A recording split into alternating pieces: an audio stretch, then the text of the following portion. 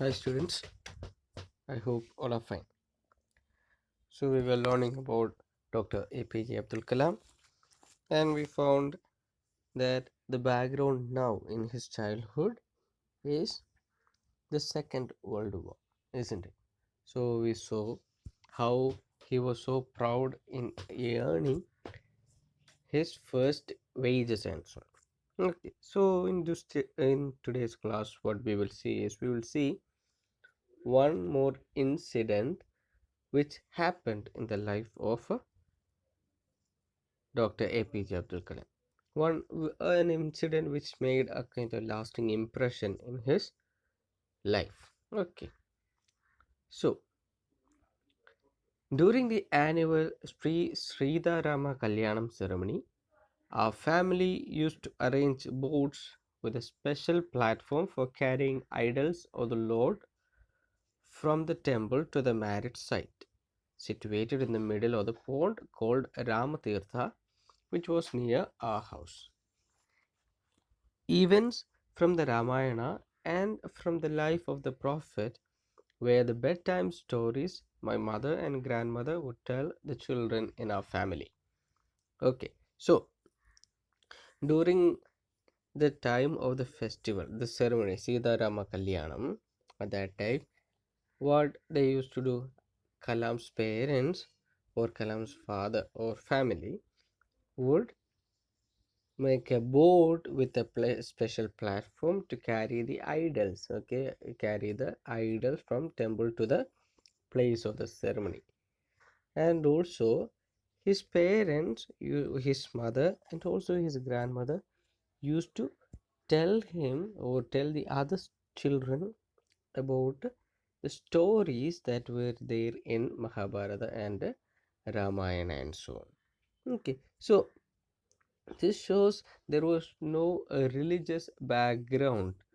Okay, his parents did not teach him anything with regard to that. Okay, you should only speak to Muslims. You are a Muslim, so you should only speak to your Muslim friends. No, his parents did not give any kind of training for him like that. But what they gave was they gave a holistic training, a secular training in which he was to love all the people of every religion. Okay, people of every religion. So that was the training which Abdul Kalam received. Then, now there is one incident, or an incident is going to happen. So let us see what that incident is. Okay, one day when I was in the fifth standard at the Rameshwaram Elementary School, a new teacher came to our class. I used to wear a cap which marked me as a Muslim, and I always sat in the front row next to Ramananda Shastri, who wore the sacred thread. The new teacher could not stomach a Hindu priest's son sitting with a Muslim boy. In accordance with our social ranking, as a new teacher saw it, I was asked to go and sit on the back bench. I felt very sad, and so did Ramanatha Shastri. He looked utterly downcast as I shifted to my seat in the last row. The image of him weeping, then when I shifted to the last row, left a lasting impression on me. Okay, what happened? This is the incident that is happening. So there came a new teacher to the school when Abdul Kalam was studying in the fifth standard. Okay, so Abdul Kalam used to sit in the front row with Ramanatha Shastri, who was his friend. Okay, who was his friend. So they were studying together. But when this new teacher came, he could not digest or he could not take that a Muslim boy is sitting with a son of the priest of a Hindu priest. Ramanatha Shastri was a Brahmin. Okay, he used to wear the sacred thread, and Abdul Kalam used to wear the hat which marked him as a Muslim. So this teacher could not digest this. So what did he do? he told Abdul Kalam to go and sit on the last bench. So Abdul Kalam was very sad. So was Ramanatha Shastri. So as Abdul Kalam was shifting his seat, Ramanatha Shastri was weeping because he did not want Abdul Kalam to go to the back seat. He was very sad, so he was weeping. So that particular image of Ramanatha Shastri weeping for Abdul Kalam left a lasting impression on in the mind of Abdul Kalam. Now let us see what happened next. After school, we went home and told our respective parents about the incident.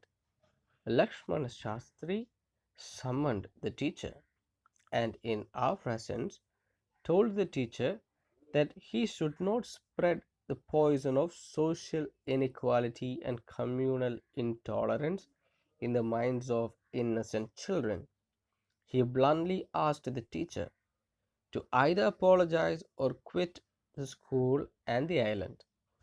Not only did the teacher regret his behavior, but the strong sense of conviction Lakshmana Shastri conveyed ultimately reformed this young teacher. Okay, so what happened after the class?